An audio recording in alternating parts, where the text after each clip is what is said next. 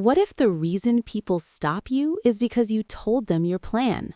What if silence is your biggest advantage? Hello, and welcome back to Smart Wealth. This is part 2 of Law 3 from the 48 Laws of Power, Conceal Your Intentions. In this part, we go deeper into how silence, unpredictability, and control can give you a serious edge. Let's dive in. As soon as I had left, the uncle yelled at Weil, right in front of Giesel. They did not have enough money to bet with, and once the financiers discovered this, the uncle would be fired. Weil apologized for getting him in this mess, but he had a plan. He knew the other boxer well, and with a little bribe, they could fix the fight. But where would the money come from for the bet? The uncle replied. Without it, they were as good as dead. Finally, Giesel had heard enough. Unwilling to jeopardize his deal with any ill will, he offered his own $35,000 cash for part of the bet. Even if he lost that, he would wire for more money and still make a profit on the sale of the lodge. The uncle and nephew thanked him. With their own $15,000 and Giesel's $35,000, they would manage to have enough for the bet. That evening, as Giesel watched the two boxers rehearse the fix in the hotel room, his mind reeled at the killing he was going to make from both the boxing match and the sale of the lodge. The fight took place in a gym the next day. Weil handled the cash, which was placed for security in a locked box. Everything was proceeding as planned in the hotel room. The financiers were looking glum at how badly their fighter was doing, and Giesel was dreaming about the easy money he was about to make. Then, suddenly, a wild swing by the financier's fighter hit Gross hard in the face, knocking him down. When he hit the canvas, blood spurted from his mouth. He coughed, then lay still. One of the financiers, a former doctor, checked his pulse. He was dead. The millionaires panicked. Everyone had to get out before the police arrived. They could all be charged with murder. Terrified, Giesel hightailed it out of the gym and back to Chicago, leaving behind his $35,000, which he was only too glad to forget, for it seemed a small price to pay to avoid being implicated in a crime. He never wanted to see Weil or any of the others again. After Giesel scurried out, Gross stood up under his own steam. The blood that had spurted from his mouth came from a ball filled with chicken blood and hot water that he had hidden in his cheek. The whole affair had been masterminded by Weil, better known as the Yellow Kid, one of the most creative con artists in history. Weil split the $35,000 with the financiers and the boxers, all fellow con artists, a nice little profit for a few days' work. Interpretation. The Yellow Kid had staked out Giesel as the perfect sucker long before he set up the con. He knew the boxing match scam would be the perfect ruse to separate Giesel from his money quickly and definitively. But he also knew that if he had begun by trying to interest Giesel in the boxing match, he would have failed miserably. He had to conceal his intentions and switch attention, create a smokescreen, in this case, the sale of the lodge. On the train ride and in the hotel room, Giesel's mind had been completely occupied with the pending deal, the easy money, the chance to hobnob with wealthy men. He had failed to notice that Gross was out of shape and middle-aged at best. Such is the distracting power of a smokescreen. Engrossed in the business deal, Giesel's attention was easily diverted to the boxing match, but only at a point when it was already too late for him to notice the details that would have given Gross away. The match, after all, now depended on a bribe rather than on the boxer's physical condition, and Giesel was so distracted at the end by the illusion of the boxer's death that he completely forgot about his money. Learn from the Yellow Kid. The familiar, inconspicuous front is the perfect smokescreen. Approach your mark with an idea that seems ordinary enough, a business deal, financial intrigue. The sucker's mind is distracted, his suspicions allayed. That is when you gently guide him onto the second path, the slippery slope down which he slides helplessly into your trap. Sneak across the ocean in broad daylight. This means to create a front that eventually becomes imbued with an atmosphere or impression of familiarity, within which the strategist may maneuver unseen while all eyes are trained to see obvious familiarities. The 36 strategies, quoted in The Japanese Art of War, Thomas Cleary, 1991. Observance of the Law 2. In the mid-1920s, the powerful warlords of Ethiopia were coming to the realization that a young man of the nobility named Haile Selassie, also known as Ras Tafari, was outcompeting them all and nearing the point where he could proclaim himself their leader, unifying the country for the first time in decades. Most of his rivals could not understand how this wispy, quiet, mild-mannered man had been able to take control.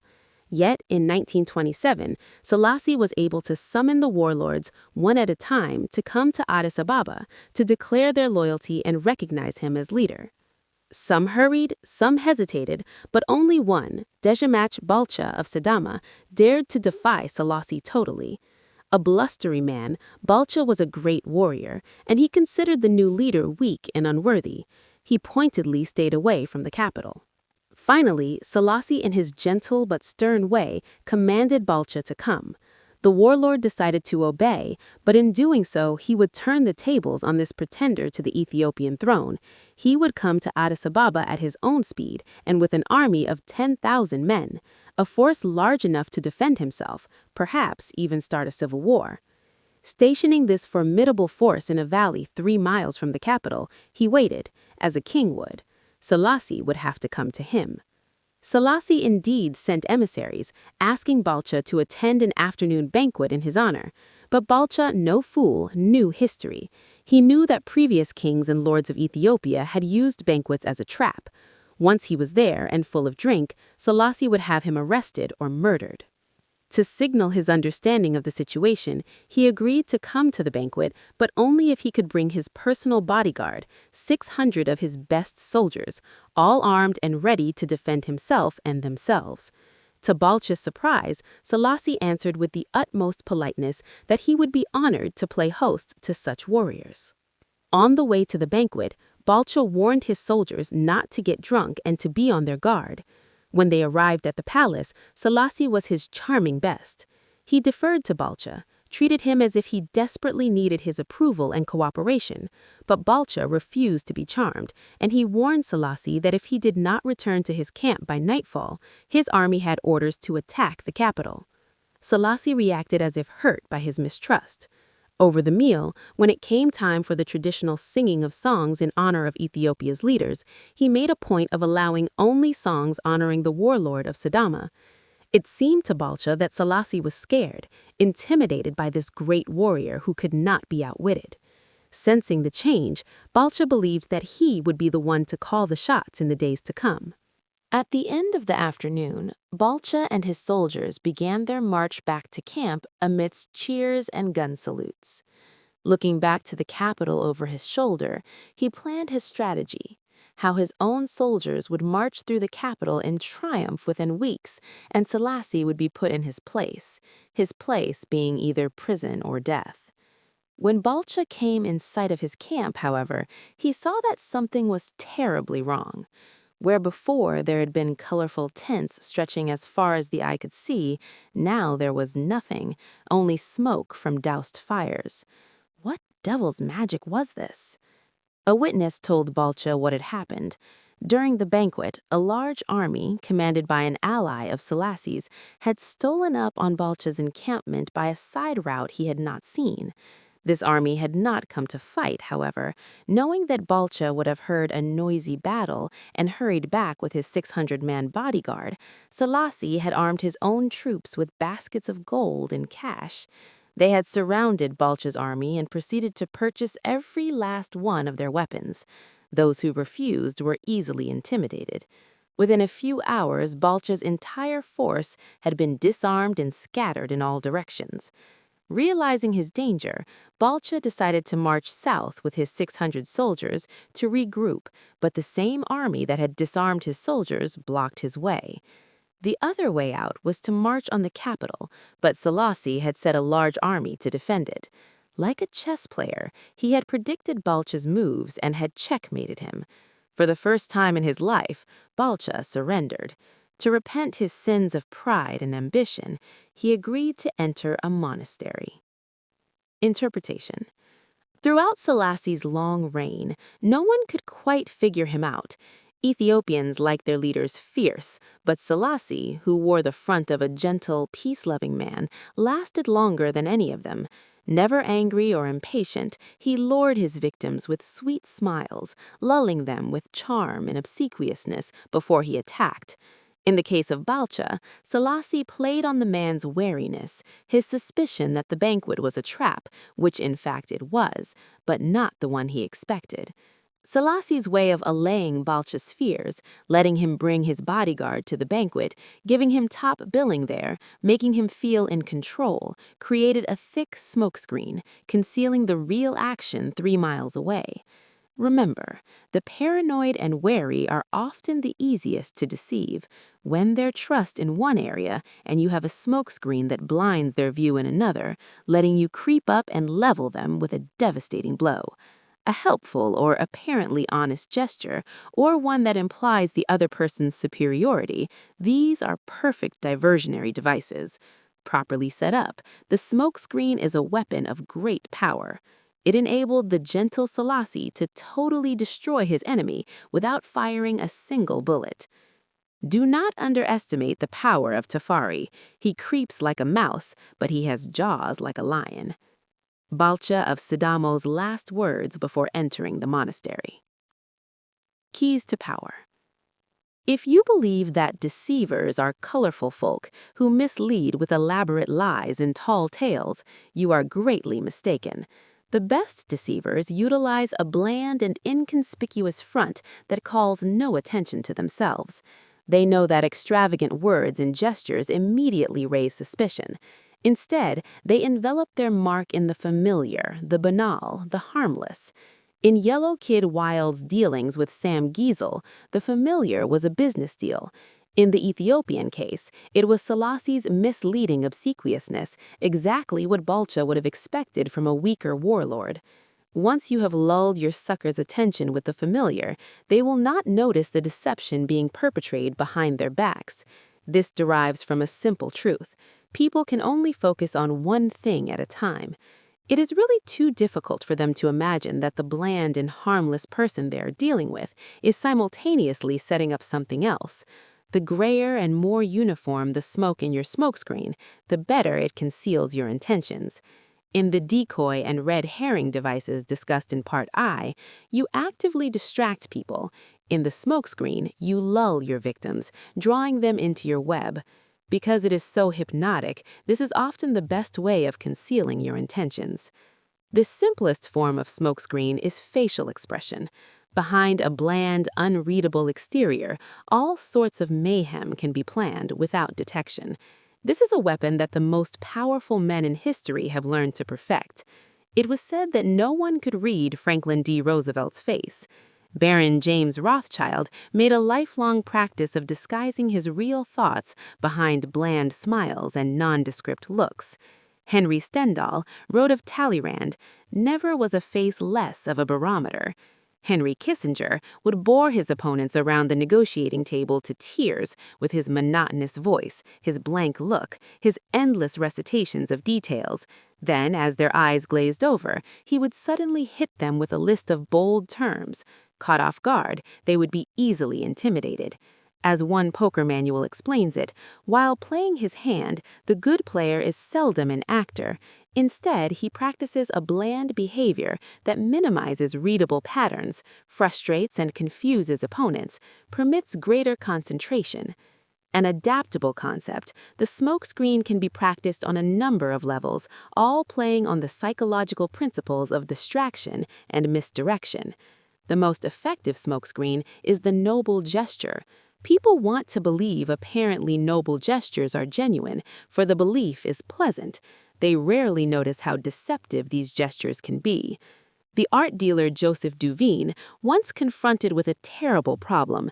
The millionaires who had paid so dearly for Duveen's paintings were running out of wall space, and with inheritance taxes getting so high, it seemed unlikely that they'd keep buying.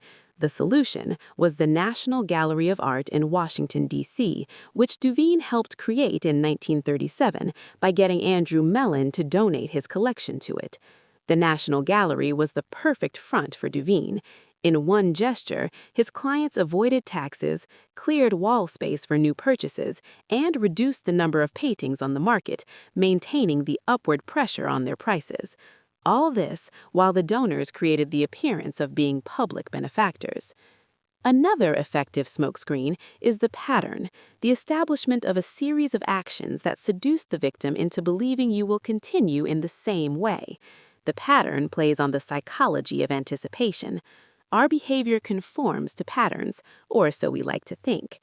In 1878, the American robber baron Jay Gould created a company that began to threaten the monopoly of the telegraph company Western Union.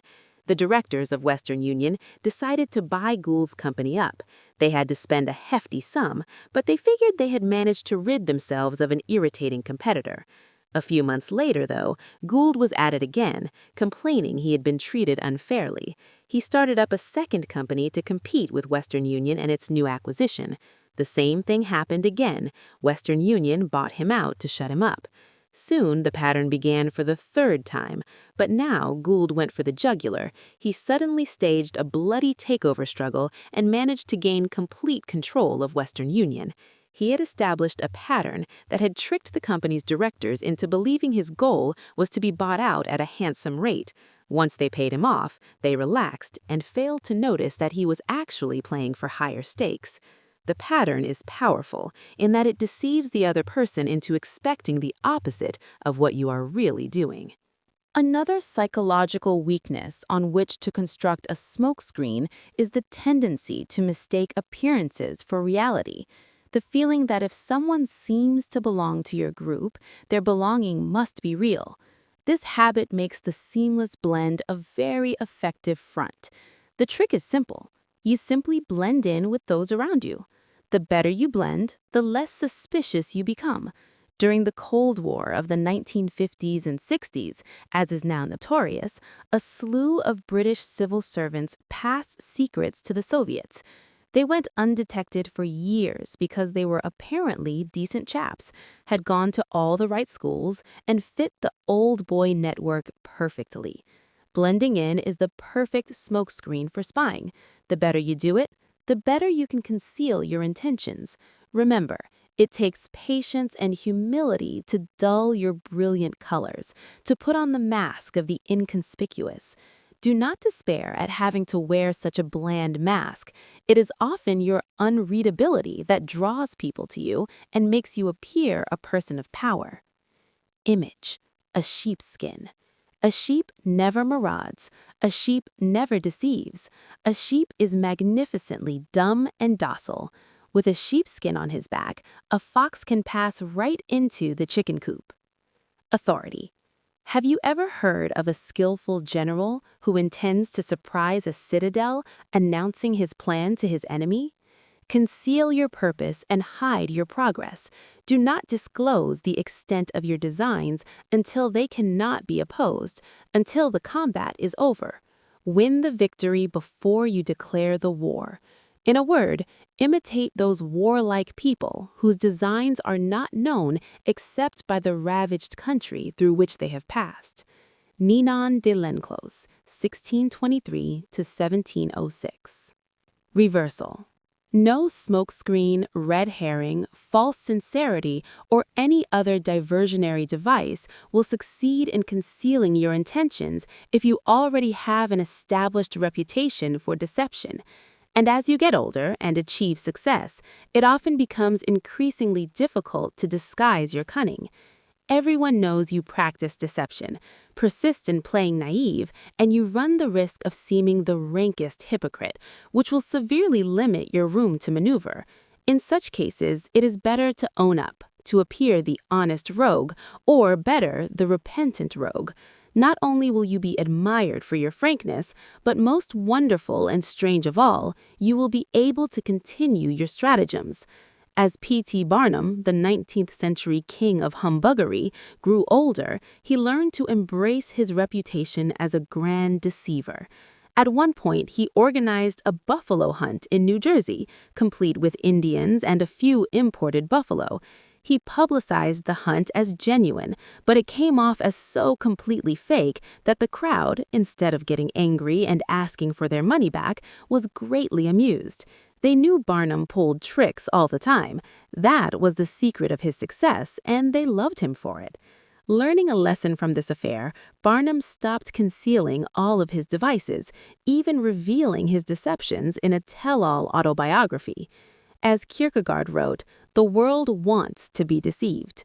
Finally, although it is wiser to divert attention from your purposes by presenting a bland, familiar exterior, there are times when the colorful, conspicuous gesture is the right diversionary tactic. The great charlatan mountebanks of 17th and 18th century Europe used humor and entertainment to deceive their audiences.